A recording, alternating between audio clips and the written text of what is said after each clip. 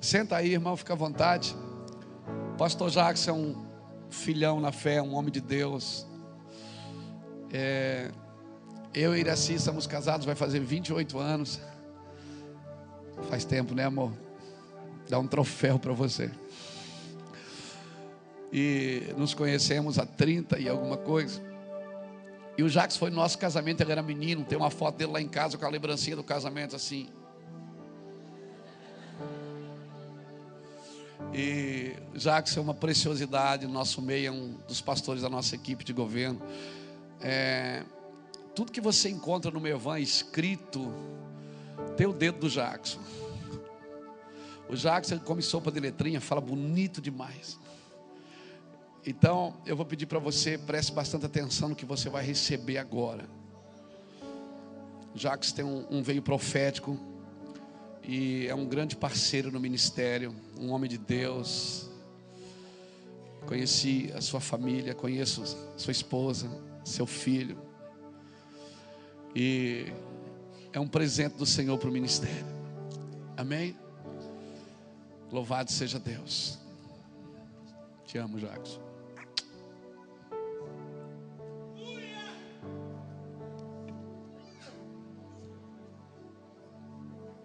Graça e paz. Confesso que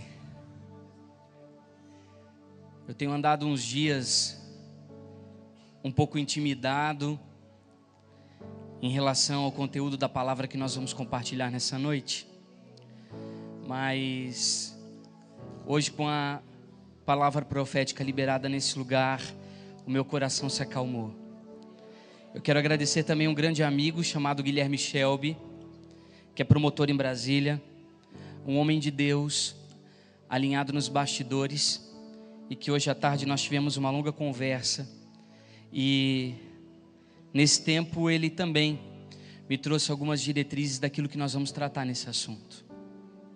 Eu quero que você feche os seus olhos, porque nessa noite você precisa estar preparado para grandes turbulências na sua alma e no seu espírito. Nós vamos de lugares celestiais habitados pelos anjos e príncipes do Senhor a lugares de cativeiros de trevas, onde pessoas estão presas, amordaçadas, lugares que nós teremos que estar debaixo da unção e da graça do Espírito Santo para que possamos arrancar essas pessoas desses lugares.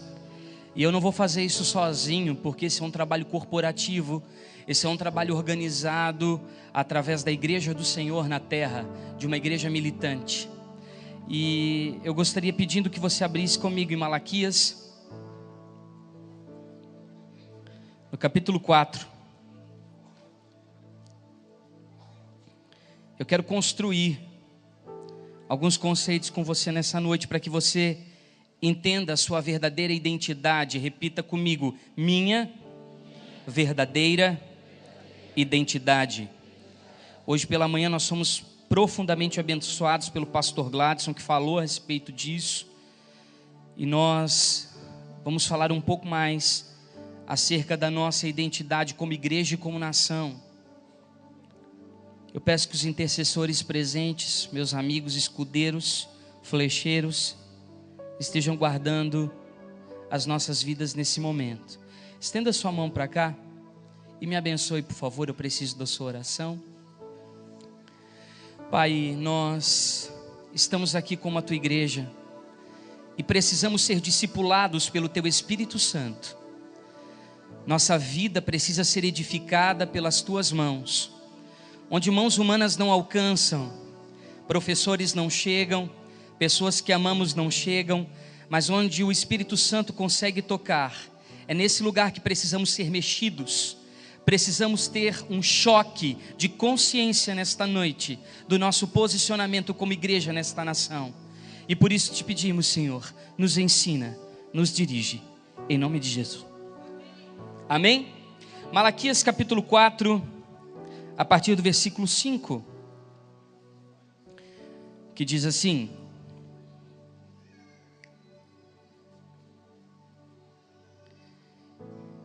eis que eu vos envio o profeta Elias antes que venha o dia grande e terrível do Senhor.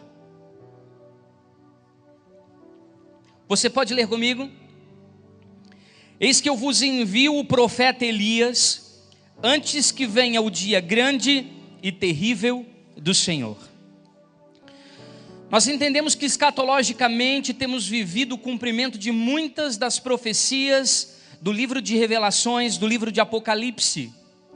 Não é novidade para ninguém, você que assiste TV, você que lê jornais, você que tem acesso à internet, você todos os dias vê os rumores de guerra, vê as palavras do Senhor se cumprindo neste tempo, e nós já estamos sinalizando, apontando para o retorno do Messias.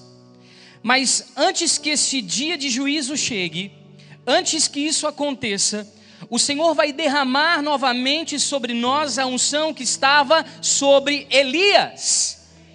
Há uma promessa estabelecida como um oráculo profético, liberado através do profeta Malaquias, de que nós seríamos impelidos pela unção que estava sobre Elias.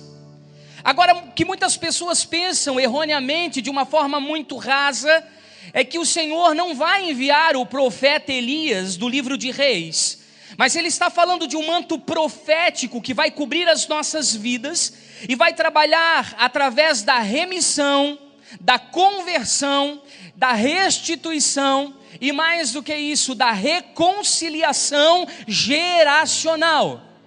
Seja na célula máter da sociedade chamada família, quanto nos relacionamentos da eclésia, da igreja, entre pais espirituais e filhos que precisam ser ativados e destravados para esse tempo. Quantos estão comigo?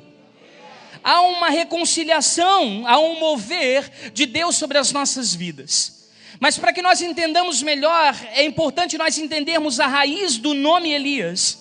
A palavra vem de El, que fala de poder ou de força, e vem de Iá, que quer dizer Iavé ou Jeová.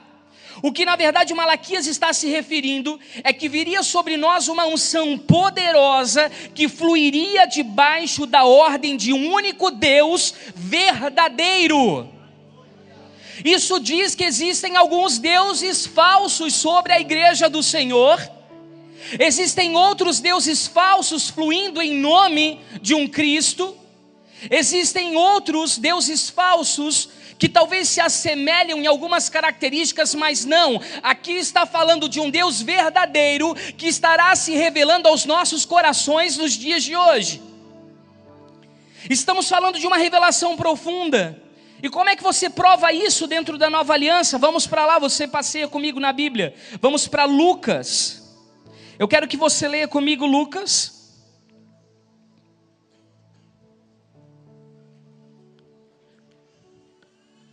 Capítulo 1. E vamos falar um pouco agora sobre João Batista, que é uma expressão também de Elias. No versículo 16 e 17. Onde nós vimos estabelecer exatamente a mesma palavra liberada por Malaquias, quando a unção de Elias estava agora sobre João Batista, dizendo que ele converterá a muitos dos filhos da casa de Israel ao Senhor, seu Deus. E de uma forma escatológica, isso está falando também do repatriamento de muitos judeus, que numa diáspora, de uma forma desorganizada, estão espalhados pelo mundo, estará trazendo novamente para a casa de Deus. Mas mais do que isso, está falando de uma conexão, de um beijo paterno entre a terra e o céu, entre o Deus verdadeiro e cada um de nós. Aqui diz que ele irá adiante dele no espírito e virtude de Elias, para converter o coração dos pais aos filhos e os rebeldes à prudência dos justos, a fim de preparar ao Senhor um povo bem disposto. Ou seja, esta profecia, ela traz um plus, ela traz na verdade algo a mais, que nos serve de instrumento de revelação, que nos serve de bússola para esse tempo. Foi assim da primeira vez com João Batista, impelido debaixo da unção de Elias, mas aqui fala de pessoas desobedientes, ou seja, de filhos rebeldes, filhos que abraçaram a amargura, e por isso estão perdidos no deserto sem qualquer tipo de direção. Haveria uma conversão desses filhos rebeldes à sabedoria dos justos. Aqui está falando de pais espirituais, que estariam munidos não de um conhecimento aprendido numa apostila, não de um entendimento teológico raso, não de uma informação aprendida nos bancos de uma universidade, embora todo esse conhecimento seja importante para que você estruture sobre ele a revelação, mas está falando de uma sabedoria que vem do alto, está falando de uma revelação que os livros não ensinam, está falando de um entendimento que as salas de aula não proporcionam, que somente os lugares de intimidade podem trazer. Mas mais do que isso, falam que essas pessoas que estão recebendo esse nível de entendimento, elas serão justas, ou não apenas justificadas pelo sangue da cruz, mas elas viverão na prática da justiça, cumprindo neste tempo o que a igreja precisa fazer: transformar a terra. Quantos entendem isso? Não adianta você ter um conhecimento revelado se você não faz nada com isso. Se isso não é ativado através dos seus dons, dos seus talentos, do seu ministério, se isso não é uma expressão através do seu serviço. Porque se você recebe uma revelação, isso precisa te ativar para transformar coisas, transformar pessoas, transformar territórios, transformar realidades. Deus te implantou num determinado lugar para que você seja a resposta como um pai espiritual para aqueles que estão rebeldes, que são desobedientes, que através da amargura tomaram caminhos e rumos que estão os levando à perdição. Esse texto, ele fala de uma responsabilidade nossa como pais espirituais, dentro de uma unção apostólica madura, de nós estarmos curando as feridas dos filhos rebeldes, e preparando e levantando uma geração de pais espirituais que fluam na sabedoria do céu. Você entende isso? Nós precisamos desses dois elementos para fluir debaixo da unção de Elias. E aí nós vimos isso em Atos, capítulo 2, do 17 ao 20, eu quero ler com você, porque essa é uma promessa para os nossos dias. É uma continuidade daquilo que o Senhor liberou sobre nós na nova aliança, capítulo 2, versículo 17.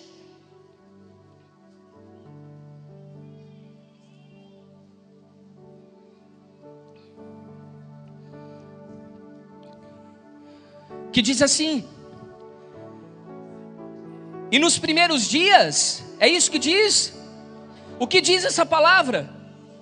E nos últimos dias acontecerá, diz Deus, que o meu espírito derramarei sobre toda a carne, e os vossos filhos e vossas filhas profetizarão, e os vossos jovens terão visões, e os vossos velhos sonharão sonhos. Olha aqui para mim, esta palavra velhos, ela está enraizada no entendimento de ancião, ou alguém maduro, preparado de sabedoria e justiça. Quando nós estamos falando dos filhos que profetizariam, nós estamos falando de pessoas que estão alinhadas com aquilo que o céu está promovendo, com aquilo que Deus está propagando no seu trono de graça, e vão se movimentar através dessa unção, porque esta palavra profetizar, ela está dizendo falar por inspiração divina, debaixo da ordem do Deus verdadeiro. Portanto, quando você se enche do Espírito, quando você está cheio do Espírito Santo de Deus, você começa a proclamar as verdades do Espírito de Elias, e os primeiros passos da transformação ocorrida é na sua relação matrimonial e na relação com seus filhos. O seu entendimento acerca de família é totalmente mudado, porque você vive isso como uma expressão do céu na terra, e você propaga isso através de um comportamento inspirado pela palavra de Deus. Mas isso ainda não está muito claro para nós, pastor. Vamos para mais um versículo. Pule comigo para Mateus. Quando nós temos a visão então de Jesus, Moisés e Elias. Mateus 17, a partir do versículo 9, a partir do versículo 6.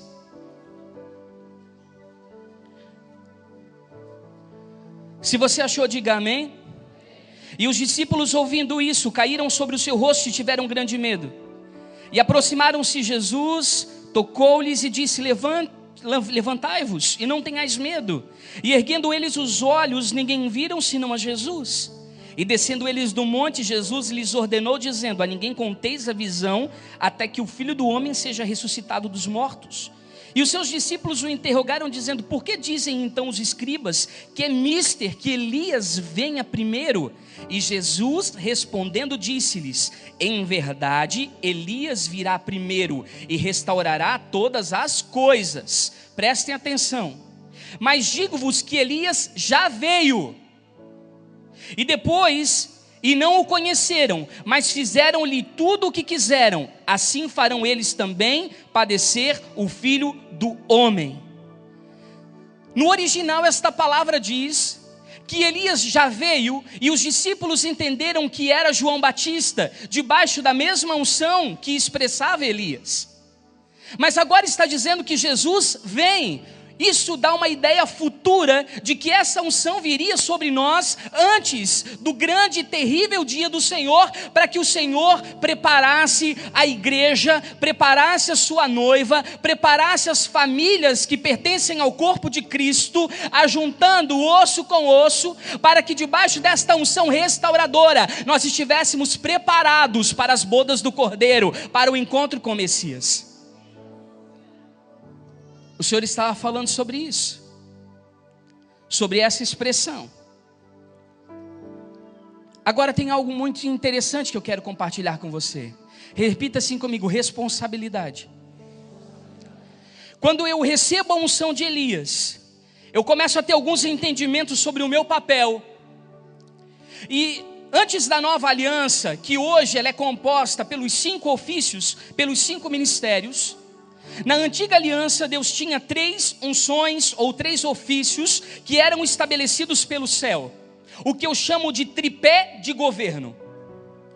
Uma forma tríplice de governar. A primeira delas fala de reis e juízes, que eram responsáveis como uma unção régia para estabelecer o propósito do reino na nação. Depois nós tínhamos os sacerdotes, que eram a conexão e que estabeleciam essa comunicação entre o povo e Deus, entre Deus e o povo. Eram, na verdade, esta porta de comunicação entre o céu e a terra. E nós tínhamos também os profetas, que muitos deles eram juízes e eram nabis porque eram videntes e que estavam dispostos a conduzir o povo de acordo com aquilo que Deus estava proclamando no céu. E agora, quando eu olho para Elias, eu vejo um pai espiritual geracional importando-se em reconciliar gerações, ou seja, levar os filhos desobedientes à sabedoria dos justos. E Elias, por ser um pai espiritual, ele recebe então uma tríplice unção, ou uma unção triplificada, porque ao mesmo tempo ele era rei, porque ele estava num nível profético suficiente para combater a casa de Acabe, que era um rei e uma autoridade constituída. Ele estava estabelecido como sacerdote, porque quando ele faz então o sacrifício diante dos altares de Baal, e aquele altar, aquele sacrifício é consumido, ele é estabelecido como sacerdote. E mais do que isso, ele é profeta, porque ele combate as mentiras e os sofismas que se opõem às verdades do reino de Deus, trazendo luz para as nações. Então esses pais espirituais de hoje, eles precisam estar movendo com isso. Mas não ache que isso é uma tarefa fácil. Não ache que isso é uma tarefa simples. Porque Jezabel também estabelece os seus governos em oposição ao reino de Deus. E como é que isso acontece de uma forma contextualizada?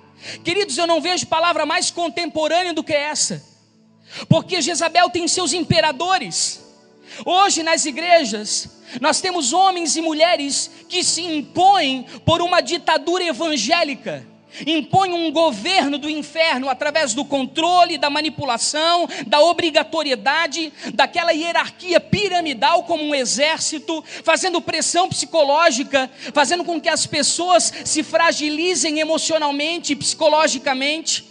Porque você é obrigado a cumprir metas de dízimos e ofertas, porque você é obrigado a vender uma quantidade de livros para que então o apóstolo seja abençoado.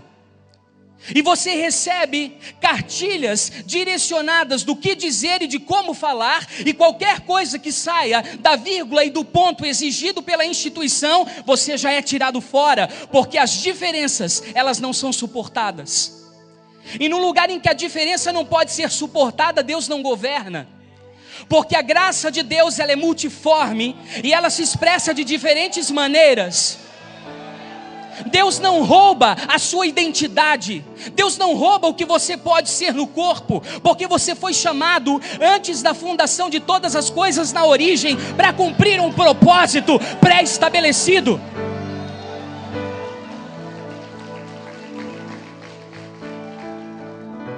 Eu quero lhes dizer que da mesma maneira Jezabel, ela estabelece os seus sacerdotes da impiedade. Eles estabelecem, sabe como, seus ministérios? Em altares profanados, tendo um envolvimento severo com as trevas, sendo portas escancaradas para que demônios adentrem a igreja. E você começa a ver o comportamento de líderes que tropeçam da graça sendo reproduzidos em cadeia, em efeito dominó, em todas as outras pessoas que recebem a sua cobertura. Esses sacerdotes, eles se vendem pelos requintes de sedução de Jezabel. Quando ela coloca a sua mesa, eles sentam e comem e banqueteiam com ela e se embriagam com toda a sua sedução.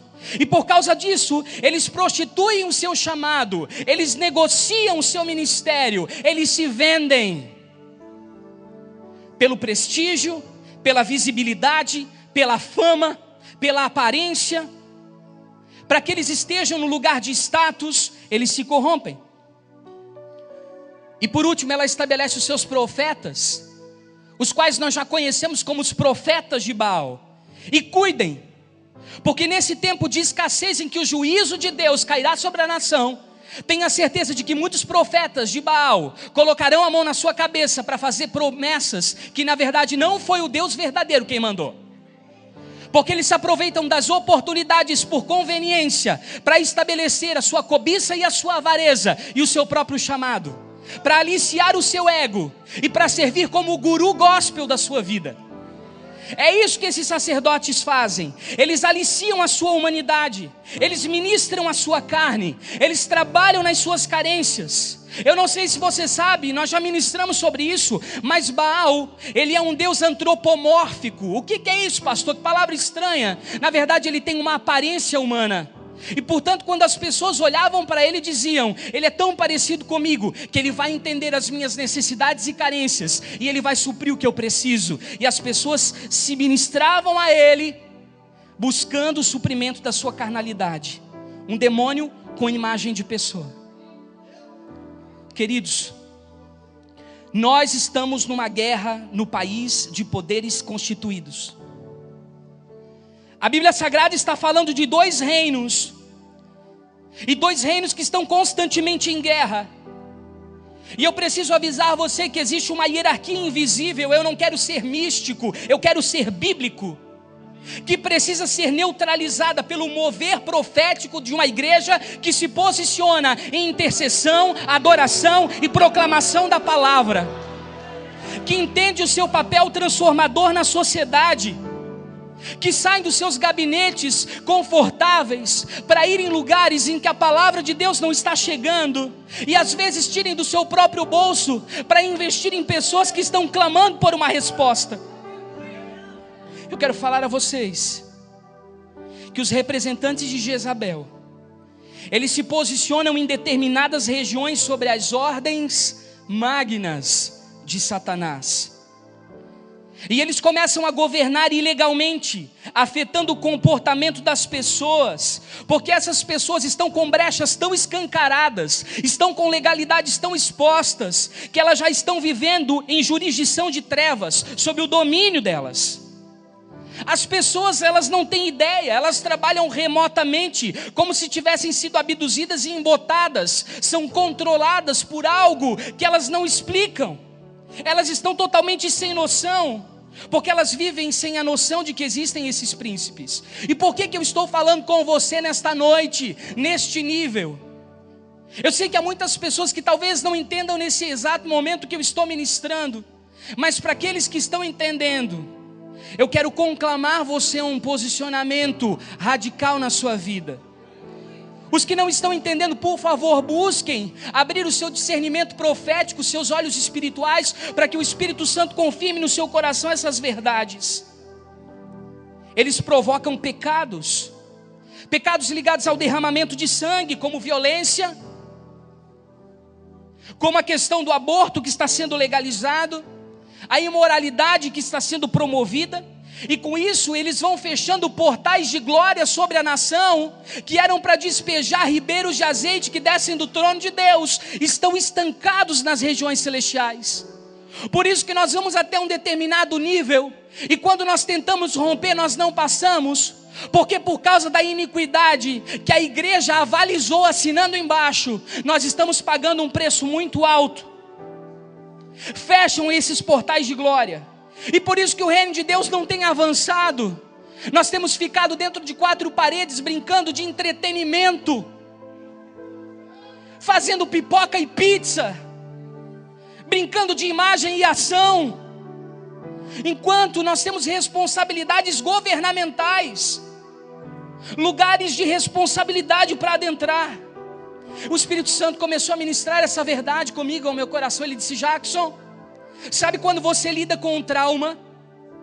Eu não sei quantas pessoas aqui trabalham cura interior e libertação. Levante a mão comigo. Talvez você já tenha lidado com a característica do trauma. O trauma, ele consegue separar o corpo da alma e do espírito.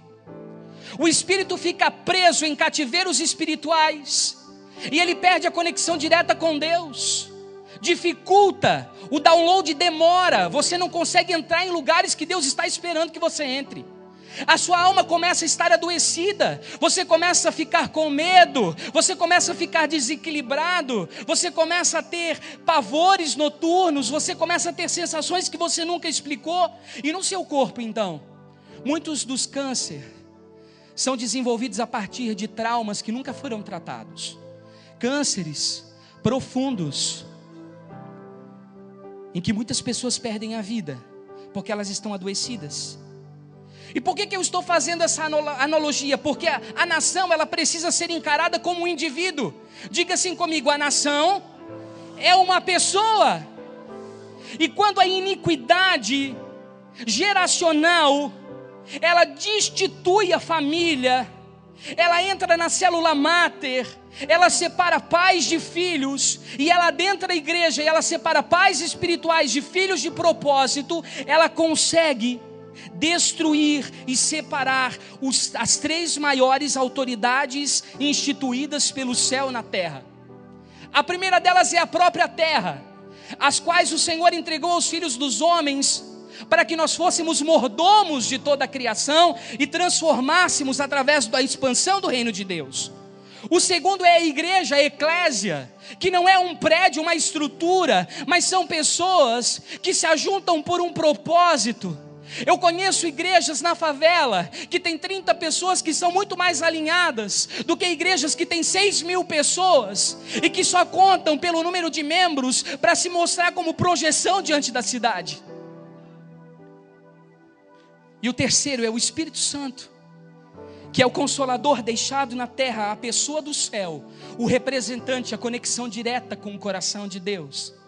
Quando essa iniquidade é instituída na terra, escutem bem, quando Elias não se move, quando Elias fica reativo, quando Elias entra no estado vegetativo de passividade, quando Elias cruza os seus braços, esta iniquidade traumatiza a terra, separa da igreja e nos distancia do céu.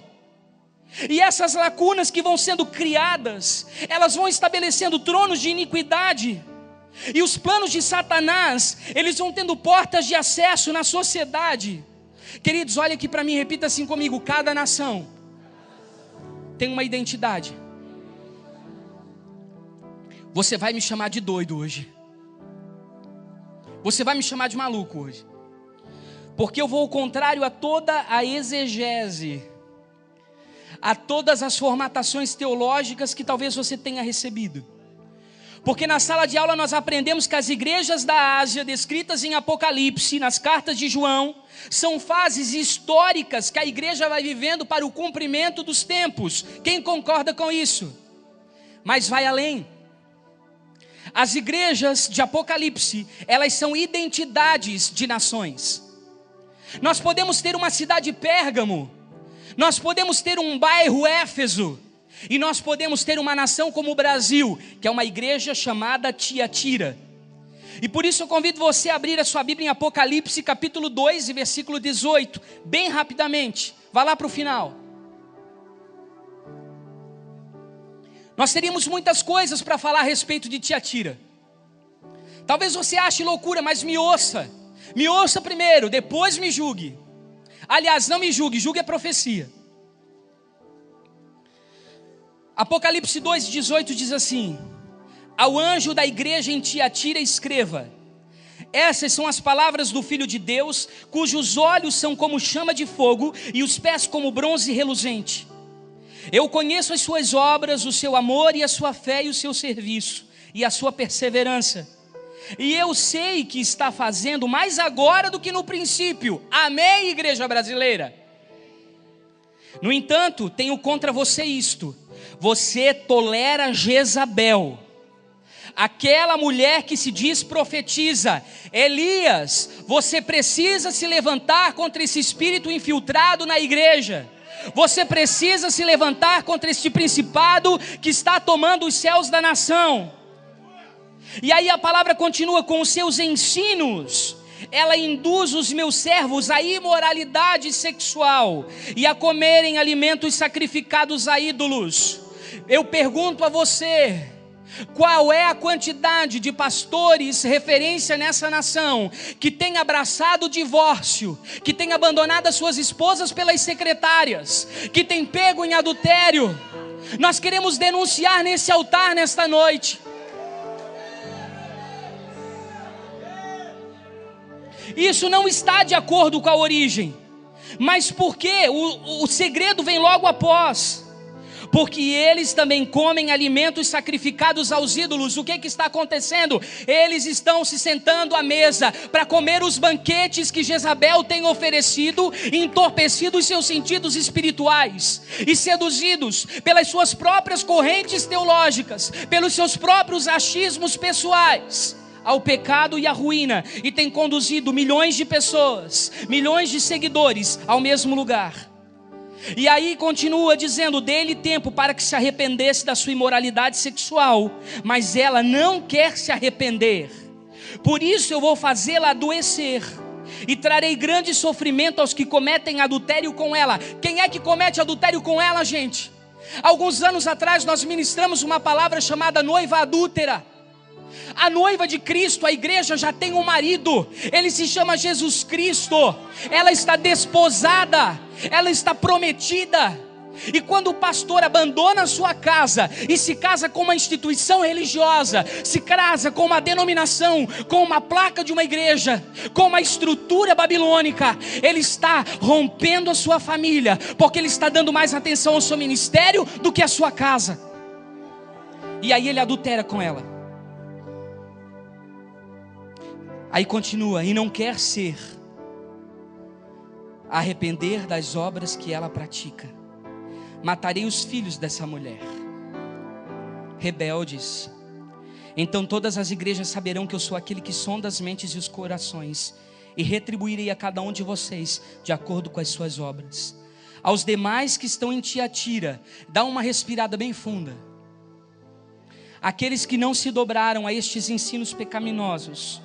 E essa é uma linha muito fina, porque você vai precisar de uma precisão cirúrgica bíblica para entender o que agrada ao céu e o que está estabelecido na origem, e o que são tendências de uma igreja que se perdeu nas suas doutrinas. A vocês que não seguem a doutrina dela e não aprenderam com ela, ou seja, não se sentaram para receber os seus ensinamentos, ela não mudou o seu padrão mental estabelecido pelo governo do Espírito Santo. Como eles dizem, os profundos segredos de Satanás, eu digo: não porei outra carga sobre vocês. Então somente apeguem-se com firmeza ao que vocês têm, até que eu venha. E aquele que vencer e fizer a minha vontade até o fim, eu darei autoridade sobre o quê? Nações. Se nós quisermos exercer paternidade sobre as nações, e enxergarmos este quadro de uma maneira profética, em que todos os países que compõem o globo terrestre estejam encharcados d'água, que é a palavra, estejam sendo lavados do pecado, estejam sendo restaurados e purificados das suas feridas, nós precisaremos tomar posições radicais nos altares dessa nação. Aquele que vencer e fizer a minha vontade até o fim, eu darei autoridade sobre as nações. Ele as governará com um cetro de ferro e as despesará a um vaso de barro, e eu lhes darei a mesma autoridade que eu recebi, a autoridade de meu pai. Por quê, gente? Porque se nós levantamos na unção de Elias, e nós temos pais justos que fluem debaixo da sabedoria de um Deus verdadeiro, e nós temos filhos que se reconciliam com seus pais, filhos com um coração tratável, com um coração ensinável, de fácil discipulação, de fácil ensino, essas pessoas, elas entenderão esse nível de autoridade, porque Deus não vai dar nenhum nível para arrebentar com a sua vida, só recebe determinadas porções quem entende o lugar que está entrando. Essas pessoas receberão das mãos do Filho a mesma autoridade delegada pelo Pai, e eu lhes darei a estrela da manhã. Aquele que tem ouvidos ouça o que o Espírito diz à igreja. Eu quero dizer alguma coisa para vocês hoje. Talvez depois de alguns dias esse vídeo seja pedido para sair da internet. Talvez eu receba algumas cartas que eu não gostaria. Mas eu quero lhes dizer que o Mevan é apolítico, correto? Nós sempre tomamos uma decisão aqui de nunca influenciar ninguém politicamente. Para nós é um assunto muito delicado. Nos posicionamos nos últimos anos, inclusive internamente, como igreja sede na localidade, apresentar todos os candidatos e dizer: vocês têm liberdade em votar em quem vocês querem. As pessoas aqui, elas são livres, porque nenhum dos nossos projetos sociais é mantido por dinheiro público. Por isso nós não devemos nada para o Estado, nós não devemos nenhum favor.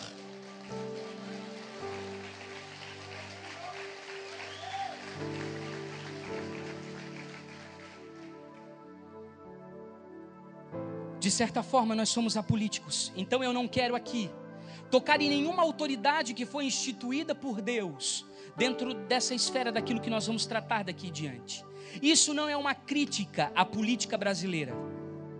Eu também quero lhes dizer que eu amo todos os homossexuais de todos os níveis e categorias, porque a mesma misericórdia que está sobre eles está sobre nós, o mesmo amor que está sobre nós está sobre eles. Se houver um arrependimento de qualquer um de nós e tivermos um encontro com a graça, essa graça nos inundar, essa ação do Espírito Santo fará não apenas nós abandonarmos o pecado, mas o pecado nos abandonar. Esta é uma verdade estabelecida no reino. O que eu tenho são contra ativistas que tentam impor à igreja inverdades, sofismas, dos quais nós precisamos estar preparados. Embora eles não entendam, talvez por toda a rejeição, eles achem que o cuidado que estão tendo com eles a título de minoria seja na verdade uma expressão de amor, quando na verdade eles não sabem disso, mas são apenas massa de manobra política também. Mas queridos, os dois maiores poderes estabelecidos numa nação estão nas mãos de mulheres: o Estado e a igreja, que durante toda a história reformaram e transformaram nações. Nós temos a presidência da República na mão de uma mulher, e eu gostaria de dizer aqui que eu não tenho absolutamente nada contra os ministérios das mulheres. Muito pelo contrário, nós necessitamos e precisamos que elas fluam na sua sensibilidade. Amém? Mas nós não podemos deixar de pensar que isso é um modelo de autoridade que é transmitido e transferido para toda uma nação. Por isso que 40% das famílias brasileiras hoje são coordenadas e dirigidas por mulheres sozinhas, mães solteiras, que cuidam sozinhas da sua casa e da educação dos seus filhos. E quanto à igreja, está na mão de uma padroeira, que mudou inclusive a nomenclatura do português, porque se eles conseguem mudar a linguística, eles mudam o pensamento, e mudando a raiz do pensamento, eles mudam a matriz do comportamento. Na verdade, se é mãe, no mínimo seria mãe drueira, nunca pai drueira. Mas por que é padroeira? Para substituir o pai e tirar a figura do homem do governo. E nós começamos a entender. Os pastores da intercessão dessa igreja visitaram recentemente o Palácio do Planalto em turismo. E lá você pode visitar de uma maneira tranquila. Agora, uma das coisas mais curiosas que está lá na parede do palácio, aonde está estabelecido o governo da nação, é um quadro com as 3 orixás femininas do candomblé. Nós temos a primeira delas, que é Oxumaré. Muitos de vocês conhecem como Yara, ou mãe das águas, a sereia, que penteia o seu cabelo e canta de uma forma sedutora. Ela governa todas as águas doces do Brasil. Como um ser híbrido, como um ser hermafrodita, todos os pais de santo que fazem cabeça e que constroem pactos demoníacos com essas entidades, durante 6 meses, liberam feromônios femininos e durante 6 meses feromônios masculinos. O que você está dizendo, pastor? Que durante 6 meses da sua vida eles são homens e durante 6 meses eles são mulheres. Eles atuam como macho e como fêmea. Pense em quantas das leis estão sendo promulgadas nos bastidores da política nacional, enquanto nós estamos preocupados com partido político e movimentação econômica, estão acontecendo nos bastidores dessa nação, a favor da destruição da heteronormatização. Você sabia que existe uma lei, e eu posso expor isso porque isso está livre a seu acesso como cidadão desta nação, dizendo que não vai mais ter nome na certidão de nascimento do seu filho pai e mãe, e sim progenitor A e progenitor B, porque a partir de agora podem ser 2 pais ou 2 mães. E que da escola do seu filho, e algumas escolas já sabem disso, foi retirado o dia dos pais e o dia das mães, e agora foi constituído o belo dia da família, que aparentemente é uma coisa boa, mas é para que o quê? Seja inclusivo às novas formatações familiares. O outro orixá se chama Iemanjá e vem do mar, assim como Leviatã, estruturando o orgulho e a soberba, controlando a economia e liberando sobre todo o litoral brasileiro cadeias de prostituição. Os grupos que trabalham em favor da infância não conseguem, não dão conta de desbaratar a quantidade de tráficos de prostituição infantil que acontece em todo o litoral brasileiro, porque ele é governado por essa entidade.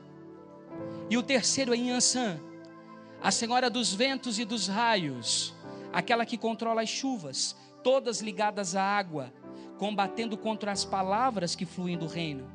Ela simboliza o governo feminino, e com força e autoridade, tendo um machado nas mãos, ela vai à frente, abrindo os caminhos para todo o feminismo marxista, que hoje quer tirar o pai do cenário familiar.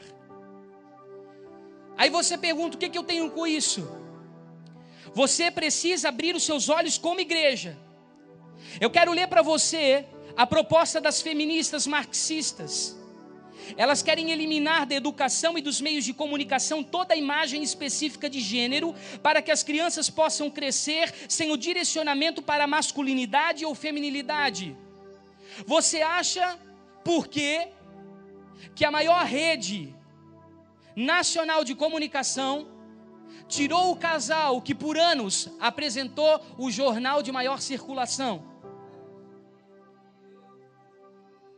Por que você acha que na novelinha que você deixa o seu adolescente assistir, chamada Malhação, que aparecem jovens de 16 fazendo sexo, quando na verdade eles têm 23, 24, só tem cara de bebê?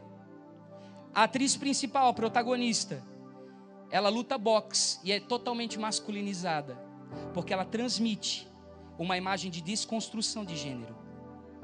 Toda a vaidade cultural hoje está em acesso na TV. Os principais programas de TV podem ser acessados. Você entra na TV aberta, você vê. Hoje não está mais só explícito a questão da promiscuidade, mas você vê pontos de umbanda, pontos de macumba sendo tocados na sala da sua casa todos os domingos. Eles estão trabalhando para a desconstrução da heteronormatividade, porque os marxistas e estruturados numa ementa construída por Engels, um pensador, um filósofo, em 1848, entendeu que a base do capitalismo privado era a família, porque se deixa herança para a prole. Olha só o combate contra o reino. Se a Bíblia fala de herança para os filhos de Deus, se nós temos que entesourar para os nossos filhos, se nós precisamos deixar um legado e passar o bastão, eles estão combatendo essas verdades, porque destituído a família, eles conseguem então dominar todo o território. Eles querem destruir a família como construção social e primitiva, porque eles acham que isso é ultrapassado, isso é retrógrado. E eles constroem então um conceito chamado orientação sexual. Você hoje escolhe, inclusive crianças estão podendo escolher com o consentimento dos pais se querem na infância fazer cirurgia de mudança de sexo. Você tem sofrido na sua casa erotização infantil. Muitas das suas filhas têm sido chamadas pela saúde pública para tomar uma vacina chamada HPV, porque eles subentendem que as crianças hoje estão tendo cada vez mais cedo relações sexuais, e para combater um câncer de colo de útero no futuro, elas estão sendo obrigadas a tomar uma vacina. O MEC, que deveria nos ajudar a educar para o futuro, o Ministério da Educação, é o maior braço estratégico dos movimentos anticristãos no Brasil. E os nossos filhos que estudam escolas públicas estão sendo influenciados por todas essas verdades. Agora cabe a você aceitar essas novas configurações de família ou voltar para a origem. Porque imagine comigo pessoas que não têm identidade e que recebem uma cartilha como essa, que mostra pontualmente como se masturbar, como se erotizar. A Jéssica, do pastor Júnior, foi agora para o Nordeste. Ela contou algo que quando eu estava ouvindo, eu chorei com ela. Ela disse que ela fez uma dinâmica de grupo, Júnior, e ela colocou um espelho diante das crianças lá do Vale do Salitre.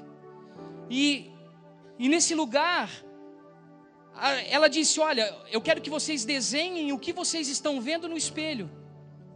Eles desenharam as luzes atrás. Eles desenharam a mobília da sala. Eles desenharam a mesa que estava à frente deles. Mas nenhum deles conseguiu se autodesenhar. Você sabe o que é isso? Vem cá um pouquinho, Bruna. A Jéssica pegava a menina e o menino e dizia assim: a Jéssica está aqui hoje? Ela vai dizer isso para vocês depois.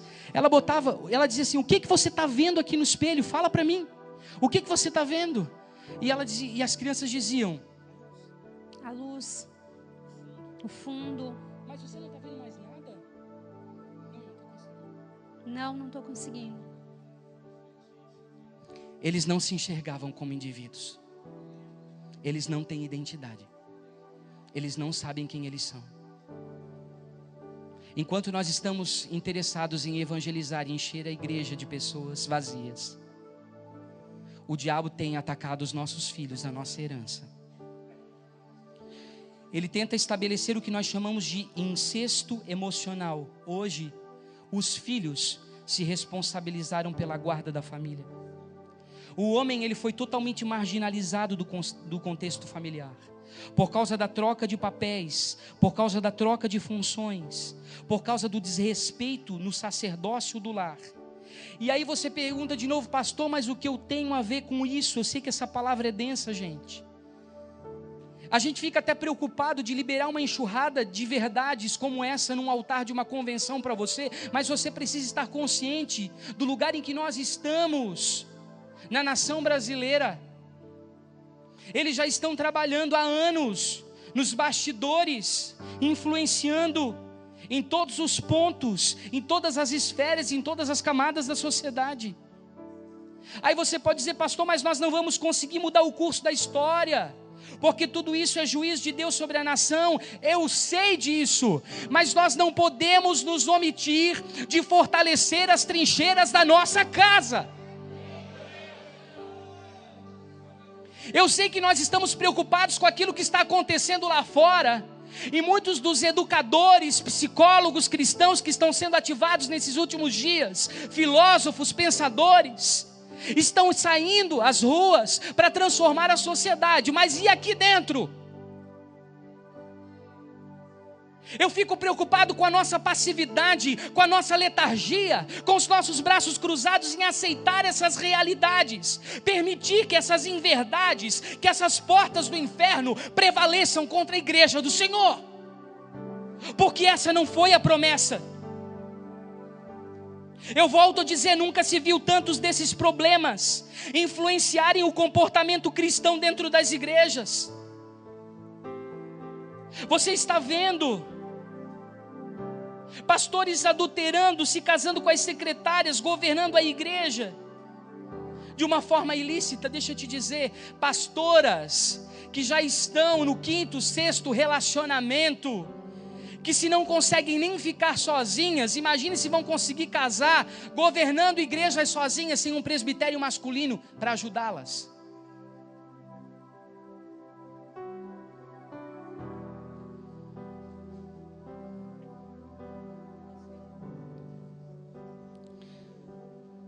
E daí você pode pensar, como é que esses espíritos estão adentrando a igreja, pastor? Um dos requintes cruéis de Jezabel é, sem dúvida, a espiritualização das coisas materiais, através da religiosidade de um povo. Sabe o que eles ensinaram para vocês de visão de crescimento? Que vocês seriam muito frutíferos e prósperos se vocês evangelizassem. É claro que isso é uma verdade bíblica. Ide por todo mundo, pregai o evangelho a toda criatura. Claro que nós sabemos que isso precisa nos impelir, que isso precisa ser uma responsabilidade nossa.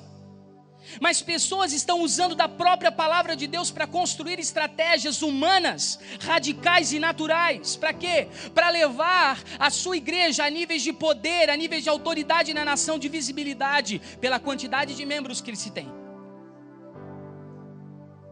Como é que Jezabel entra? Ela é sedutora. Quantos artistas imorais você paga para cantar no seu altar? Você está abrindo as portas para que se estabeleça dentro da igreja um governo paralelo.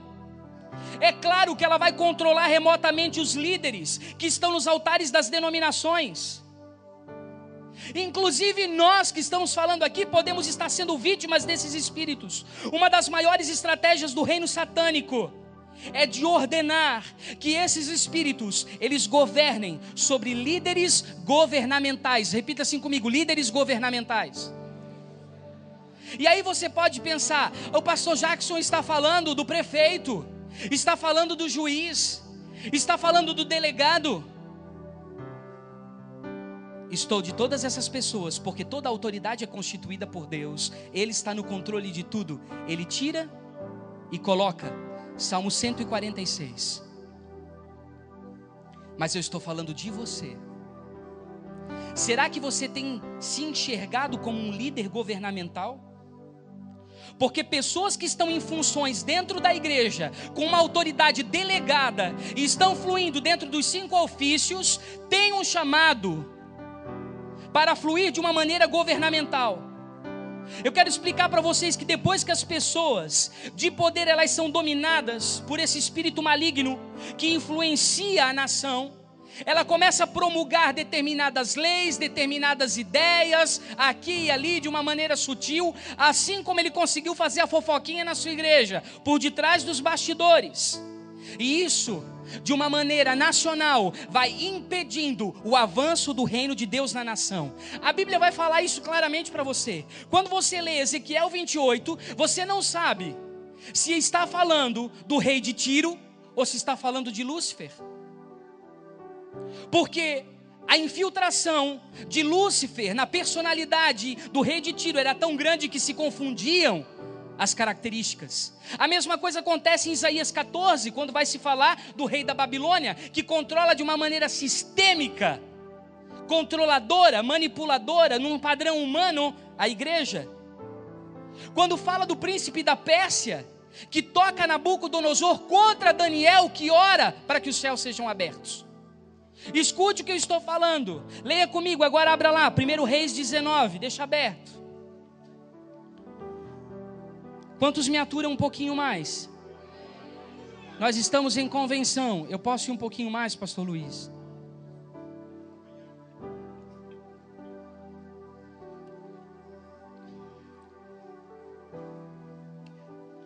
Depois que você abrir 1 Reis 19,